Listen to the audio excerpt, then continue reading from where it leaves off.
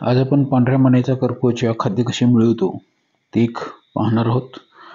हा पांढऱ्या मानेचा कर्करोग कांडेसर या नावानं ओळखला जातो. त्याला इंग्रजीमध्ये व्हाईट नेक स्टॉर्क म्हणतात. याचा जी काही मान आहे ती पांढरी आहे आणि शरीर काळ्या रंगाचं आहे. पाय तांबड्या रंगाचे आहेत.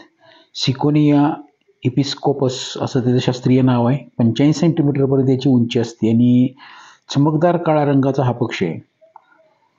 डोक्यावर काळी टोपी असल्यासारखं एक दिसतंय आपल्याला आणि पाठीमागच्या शेपटीखालचा भाग थोडासा पांढरा आपल्याला दिसतोय. नर मादी दिसायला जरी सारखे असतील तरी अनेकदा ते दलदलीच्या जागी तुम्हाला दिसत आहेत, भात शेतामध्ये दिसत आहेत. जवळजवळ साऱ्या भारतभर हे आढळत आहेत. पाकिस्तान, नेपाळ, बांगलादेश या देशांमध्ये सुद्धा आहेत. हे स्थानिक पातळीवर स्थलांतर करत असतात. याची एक सवय आहे की मैदानी प्रदेशामध्ये किंवा पाण्यानं ज्या जागा मैदानी जागामध्ये पाणी साठलेलं आहे, नद्या तळी असतील अशा ठिकाणी मोठ्या प्रमाणामध्ये हे दिसत आहेत. एखाद्या झाडावर घरटं करतात आणि याचं खाद्य आता आपण बघूया. त्याने एक बेडूक पकडलेला आहे. हा बेडूक इतका मोठा होता की त्याला गिळता येत नव्हता. साधारण 1.25 किलोचा हा बेडूक असलेला आपल्याला दिसेल. सोने बेडूक आहे तो आणि वारंवार प्रयत्न करून सुद्धा त्याला ते गिळता येणं जरा कठीण जाते. आकारानं आणि वजनानं हे त्याचं जे खाद्य आहे ते मोठं आहे. हे गिळत असताना तो थोड्याशा कृत्या पण करतोय.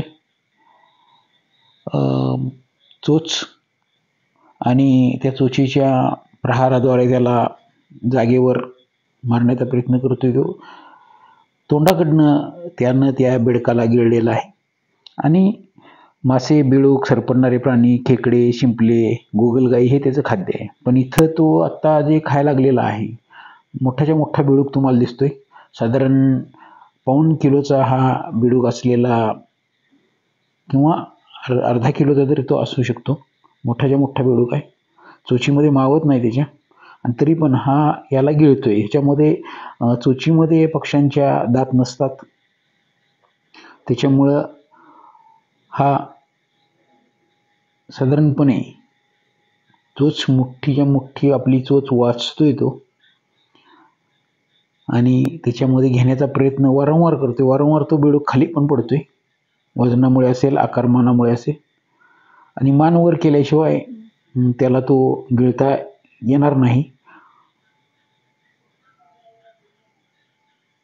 पहा तो ते बेडकाला त्यानं विशिष्ट पद्धतीनं चोचीमध्ये पकडलेला आहे. बेडूक सुद्धा ते हालचाली करतोय बेडूक, पण हालचाली जरी करत असला तरी त्याची सुटका होण्याची शक्यता कमी आहे. बघूया आपल्याला तो संपूर्णपणे संपवतोय का.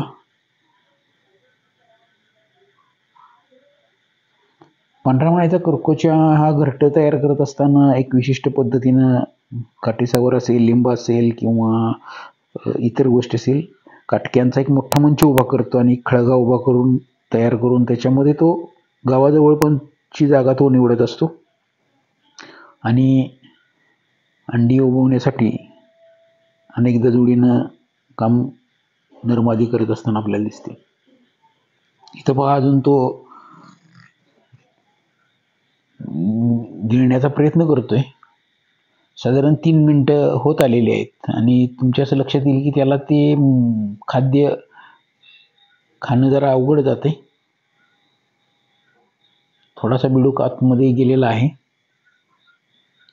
आणि आत्ता त्यानं संपवलेला आहे. गळ्यामध्ये फुगलेला फुगवटा दिसतोय बघा. तो पांढऱ्या रंगाची मान आहे तिथं. संपूर्ण बेडूक गिळलेला आहे.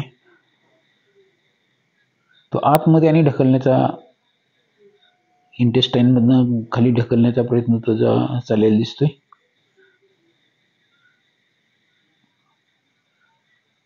तो जागा सोडत नाही. एका जागी थांबलेला आहे तो.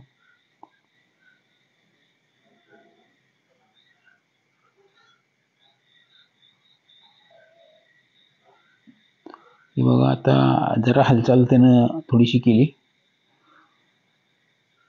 अशा प्रकारे आपल्या परिसरातील कीटक असतील किंवा इतर काही